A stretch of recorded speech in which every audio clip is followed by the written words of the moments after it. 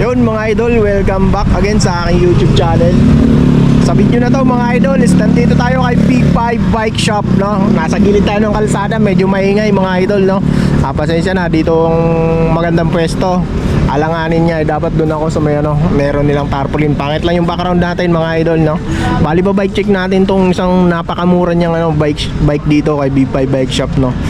Ito napakamura na to para sa isang ano, Halotech.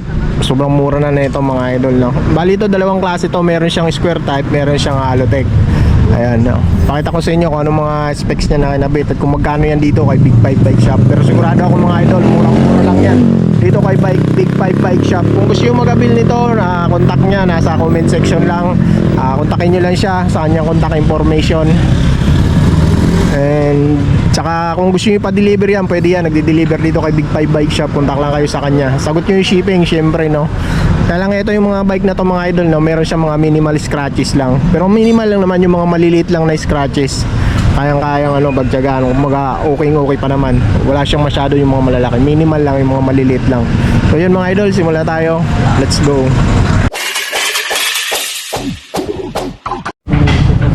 Yun mga idol, simula ulit tayo. Lumipat ako ng pwesto. Alanganin ako dun sa kanina, mahagip ako ng sasakyan, kaya lumipat ako ng pwesto dito.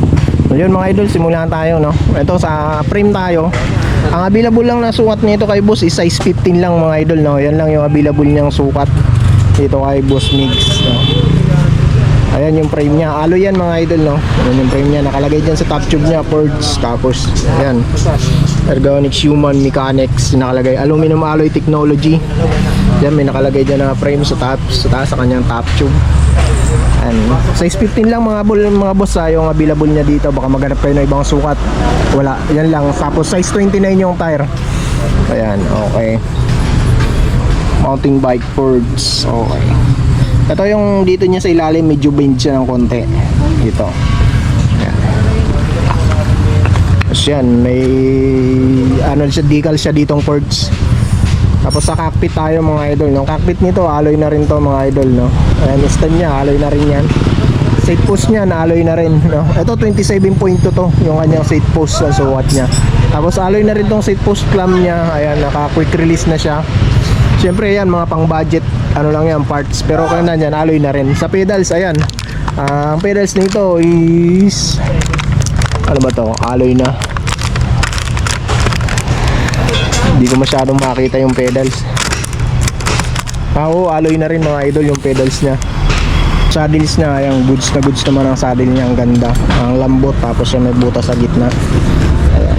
Tapos dito tayo sa kanyang ano, Sensa MX-11, yung kanyang shifter, no? Ayan, Himalayas.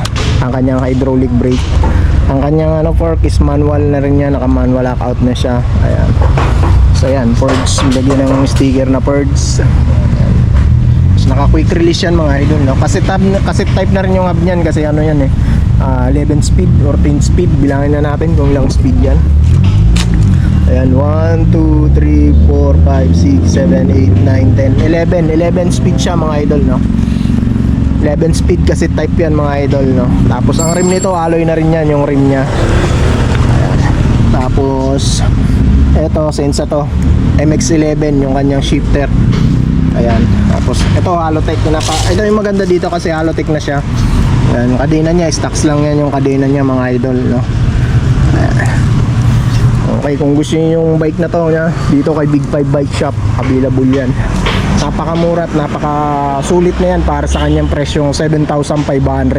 7.5 lang yan mga idol, no? May size 29 ka ng MTB na alloy na Halotech, tapos hydraulic na.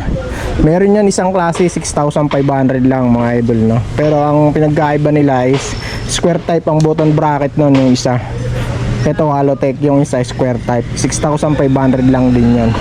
Kung ako pipiliin sa dalawa na yon, ano na lang ako, dito na ako, Halotech. 1K lang naman ang ano, difference, Halotech na. Ayan. Ikutan natin dito sa kabila. Ayan, parehas lang naman sila ng itsura. Okay, yan, maraming stock si Big 5 ngayon, no? Sa mga naghahanap ng bike. Next week, magbablog ulit ako dito para doon sa mga available niyang frame. Kasi parating na rin yung mga frame niya in order. Next week, parating na yun mga idol, no? Abangan nyo.